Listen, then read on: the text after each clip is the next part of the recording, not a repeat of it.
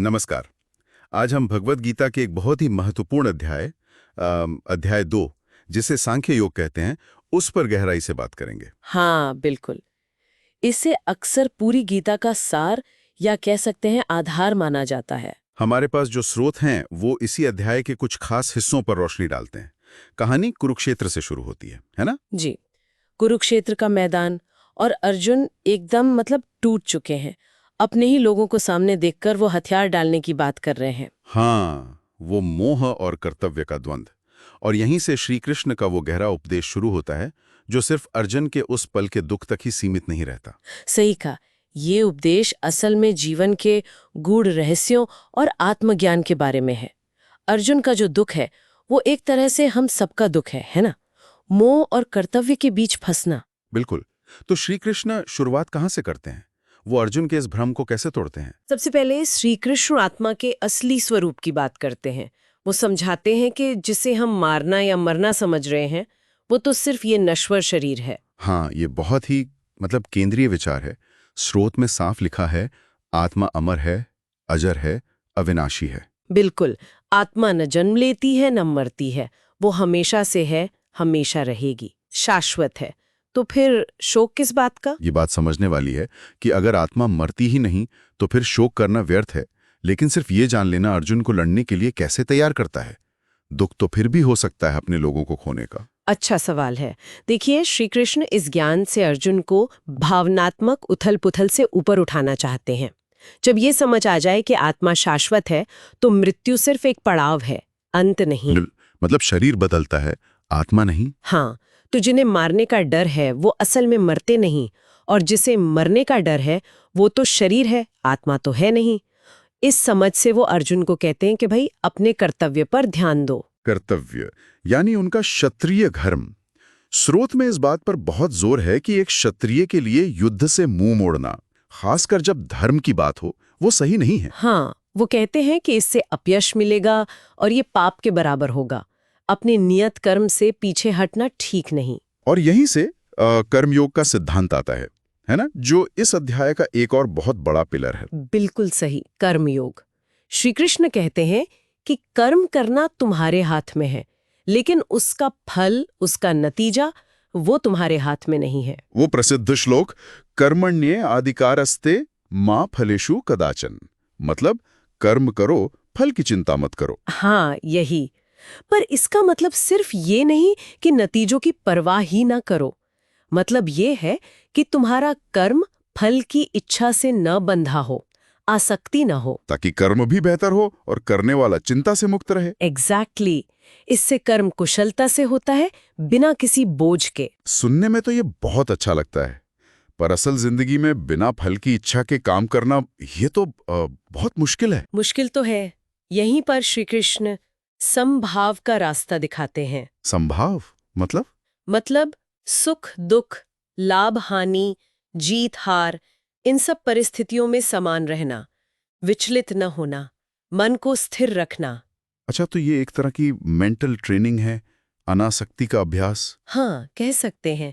जब मन नतीजे से नहीं बंधा होता तो बाहरी हालात का उस पर असर कम होता है। ऐसे इंसान को ही स्थित प्रज्ञ कहा गया है, जिसकी बुद्धि स्थिर है। और ये स्थिरता, ये संभाव आता कैसे है? ये आता है मन और इंद्रियों पर नियंत्रण से, आत्मसंयम से।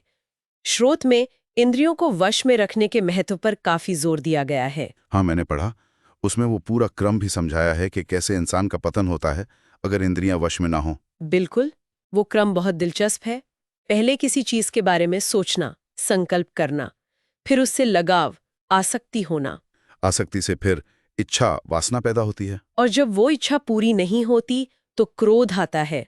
क्रोध से फिर सोचने समझने की शक्ति चली जाती है, भ्रम पैदा होता है। तब भ्रम से याददाश्त, स्मृति का नाश, फिर बुद्धि का नाश और आखिर में इंसान का पतन। सही। ये एक तरह का मनोवैज्ञानिक नक्शा है कि कैसे असंयम हमें नीचे ले जाता है। इसीलिए आत्मनियंत्रण को अमोक्ष का मार्ग बताया गया है। तो इसका मतलब ये हुआ कि सच्चा योगी वो नहीं जो जंगल में चला जाए, बल्कि वो है जो दुनिया में रहकर अपने काम करते हुए भी अपने मन को, अपनी इंद्रियों को काबू में रखे। यकीनन। स्रोत यही कहता है, योग का मतलब भागना नहीं है, बल्कि कुशलता से कर्म करना है, समभाव से जीना है। ये जीवन जीने की एक कला है। अपने काम को बिना किसी अटैचमेंट के पूरी लगन से करना ही असली योग है। बिल्कुल। तो अगर हम इस पूरे अध्याय का सार निकालें तो कुछ मुख्य बातें ये हैं।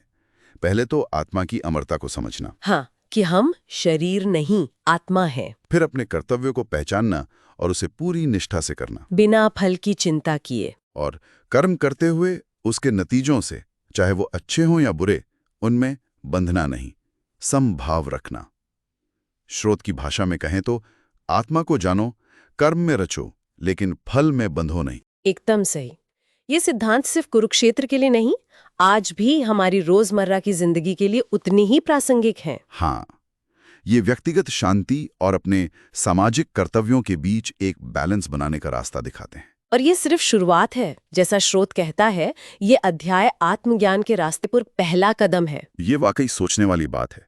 अगर हम इस नश्वर शरीर और उस शाश्वत आत्मा के फर्क को सच में अपने अंदर उतार लें, तो हमारे रोज के जीवन की चुनौतियों, सफलताओं, असफलताओं को देखने का हमारा नजरिया कितना बदल सकता है ना? बिल्कुल। ये एक गहरा सवाल है जिस पर हम सबको विचार करना चाहिए। एक तरफ भगवत गीता जैसा सदियों पुराना ज्ञान, और दूसरी तरफ उसे फैलाने के लिए आज के डिजिटल तरीके। सब्सक्राइब करो, लाइक करो, शेयर करो, कमेंट करो। सही पकड़ा, प्राचीन और आधुनिक का संगम। हाँ, और ये सोचने पर मजबूर करता है ना। किस बारे में? कि क्या ज्ञान का जो असल सार है वो वही रहता है जब उसे इस तरह के एंगेजमेंट मैट्रिक्स के साथ जोड़ा जाता है। ये बड़ा सवाल है। स्रोत का जो लहजा है उससे तो यही लगता है कि ये आधुनिक तरीके जरूरी हैं ज्ञान को फैलाने के लिए, और शायद समुदाय बनाने के लिए भी। जी, एक तरह से ये प्राचीन ज्ञान को आज के समय में प्रासंगिक बनाने की कोशिश है। और ये शायद सिर्फ फैलाने का तरीका नहीं, बल्कि ज्ञान को जिंदा रखने का भी तरीका हो। जब लोग कमेंट करते हैं, शेयर करते हैं, तो वो उससे जुड़ते हैं। हाँ, सक्रिय रूप से जुड़ते हैं, सिर्फ सुनकर भूल नहीं जाते। बिल्कुल, निष्क्रिय श्रवण से तो ये अलग है। निश्चित रूप से। और स्रोत का अंत भी देखिए, वो धन्यवाद के साथ अगले अध्याय में फिर मिलने का वादा करता है। अच्छा, तो ये एक सफर जैसा है जो अभी जारी है। जी बिल्कुल। तो अगर हम सब कुछ समेटें तो ये जो समापन खंड हमने देखा, ये दिखाता है कि कैसे पुराने ग्रंथ आज की डिजिटल दुनिया में अपनी जगह बना रहे हैं। हाँ, नई तरीकों से। लेकिन ये एक सवाल भी छोड़ जाता है मेरे मन में। क्या सवाल? कि जब ज्ञान को वायरल करने या शेयर करने पर इतना जोर हो, तो क्या उसकी जो गहराई है, जो गंभीरता है, उसके कहीं खो जाने का खतरा रहता है? या फिर ये वाकई ज्ञान को और ज्यादा लोगों तक और आसानी से पहुंचाने का एक अच्छा तरीका है? इस पर सोचना तो बनता है।